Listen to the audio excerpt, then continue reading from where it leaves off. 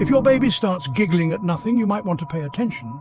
It might seem innocent, even adorable, but sometimes it can be a sign of something far more sinister lurking in the shadows. Sarah, a new mother, learned this the hard way. She'd always been a rational person, never one to believe in the supernatural. But her experiences in the old house she moved into with her baby, Lily, would challenge everything she thought she knew. Sarah and her baby Lily had just moved into an old house. It was a charming vintage home with creaky floors and a history that spanned over a century. Sarah was excited to start this new chapter of her life, but little did she know the house had a dark past. The house had stood the test of time, witnessing generations come and go. Its walls held secrets, whispers of the past that were now eager to make themselves known. Sarah was unaware of the house's history, but she would soon find out in the most unsettling way. Everything seemed normal until Lily started acting strangely. At first, it was just little things. Lily would giggle at odd times, her eyes following something invisible. Sarah brushed it off as typical baby behavior, but the incidents became more frequent and more disturbing. One night, Sarah heard Lily giggling in her crib. It was past midnight, and the house was eerily quiet except for Lily's laughter. Curious and slightly unnerved, Sarah went to check on her. She found Lily smiling at an empty corner of the room, her eyes wide with delight. "Who are you looking at, sweetheart?" Sarah asked, her voice trembling slightly, but Lily just kept staring and giggling, as if she were playing with an unseen friend. Sarah felt a chill run down her spine, but tried to dismiss it as her imagination. Over the next few nights, things got creepier. Lily's behavior became more erratic.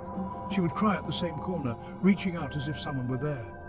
Sarah's concern grew, but she still tried to rationalize it. Babies had vivid imaginations, she told herself, but the rational explanations started to wear thin. Sarah couldn't ignore the growing sense of unease. She began to notice other strange occurrences. Objects would be out of place. Cold drafts would sweep through the nursery, and she would hear faint whispers in the dead of night. Desperate for answers, Sarah set up a camera in Lily's room. She hoped to capture something that would explain her baby's odd behavior. That night, she reviewed the footage and her heart sank. A shadowy figure moved in the corner, always just out of Lily's reach. Sarah tried to rationalize it as a trick of the light, but deep down she knew something was terribly wrong. The figure was too distinct, too deliberate in its movements. It seemed to be aware of Lily, almost interacting with her. Days later, Lily fell ill with a mysterious illness. Despite doctors' best efforts, her condition worsened. Sarah was distraught, unable to understand why her healthy baby was suffering. The doctors were baffled, unable to diagnose the cause of Lily's illness. As Lily's health deteriorated, Sarah couldn't shake the feeling that something was wrong with the house. She began to research its history, uncovering a series of tragic events that had occurred there. Previous occupants had reported strange occurrences, and some had even left abruptly, unable to bear the haunting presence. The shadowy figure kept appearing in the footage, but Sarah's disbelief made her reluctant to seek help. She didn't want to be seen as hysterical or superstitious, but the evidence was mounting and it was becoming harder to ignore. Sarah confided in a close friend, who suggested she contact a paranormal investigator. Reluctantly, Sarah agreed.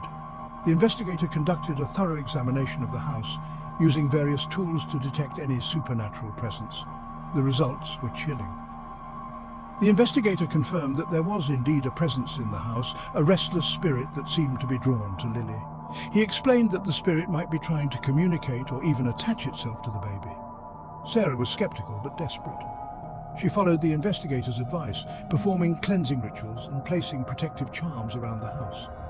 For a while, things seemed to improve. Lily's health stabilized and the strange occurrences lessened. But the peace was short-lived. The shadowy figure returned, more menacing than before.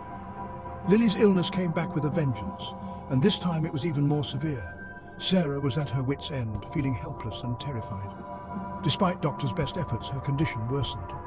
Sarah was distraught, unable to understand why her healthy baby was suffering. The doctors were baffled, unable to diagnose the cause of Lily's illness. Sarah was distraught, unable to understand why her healthy baby was suffering. The doctors were baffled, unable to diagnose the cause of Lily's illness. Sarah's mind raced with fear and confusion. She couldn't help but wonder if the house was to blame.